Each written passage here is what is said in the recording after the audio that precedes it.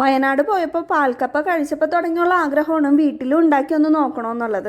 അപ്പോൾ ഇന്നലെ ജംഗ്ഷനിൽ പോയപ്പോൾ കപ്പ കണ്ടു. അങ്ങനെ ആ കപ്പ മേടിച്ചുകൊണ്ട് വന്ന് ഞാനിന്ന് പാൽക്കപ്പ ഉണ്ടാക്കാൻ പോവാണ് കേട്ടോ. കപ്പ ചെറിയ കഷ്ണങ്ങളായി മുറിച്ച് അതിൽ നിറയെ വെള്ളം ഒഴിച്ച് കുറച്ച് ഉപ്പ് ഇട്ട് ഞാൻ അതൊന്ന് വേവിക്കാൻ വെക്കുകയാണ്. ഇതിലേക്ക് ആവശ്യമുള്ള പച്ചമുളക്, ഇഞ്ചി, ചെറുള്ളി അതൊന്ന് ഞാൻ കുത്തി എടുക്കുന്നുണ്ട്. കണ്ണിലോട്ട് തെറിക്കുമെന്ന് പേടിച്ച് ചെയ്തുകൊണ്ടാണോ എന്ന് അറിയില്ല, പച്ചമുളകിൻ്റെ അല്ലി എൻ്റെ കണ്ണിലേക്ക് പോയട്ടോ.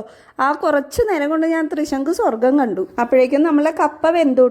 ഞാനപ്പോൾ അതിലെ വെള്ളം ഊറ്റി കളഞ്ഞിട്ട് അതൊരു പാനിലേക്ക് മാറ്റി അതിലോട്ട് ചതച്ച് വെച്ച ഉള്ളി, പച്ചമുളക്, ഇഞ്ചി അതൊന്ന് ചേർത്ത് നല്ലപോലെ മിക്സ് ചെയ്ത് കൊടുക്കുന്നുണ്ട്.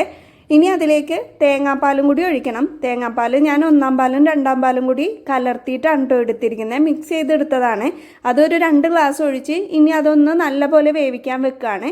കുറച്ച് ഒരു 5 മിനിറ്റ് വെന്ത് വരുമ്പോഴേക്കും തന്നെ അതൊന്ന് കുറുകി വരും. കപ്പ കുറുകി വന്നതിന് ശേഷം ഞാൻ അതൊന്ന് ഉടച്ചു കൊടുക്കുന്നുണ്ട് കേട്ടോ. ചെറിയ കഷ്ണങ്ങളായിട്ട് നിന്നിരുന്നത് ഒന്ന് ഉടച്ച് അതിൽ നല്ല പോലെ ഒന്ന് യോജിപ്പിക്കുകയാണ്.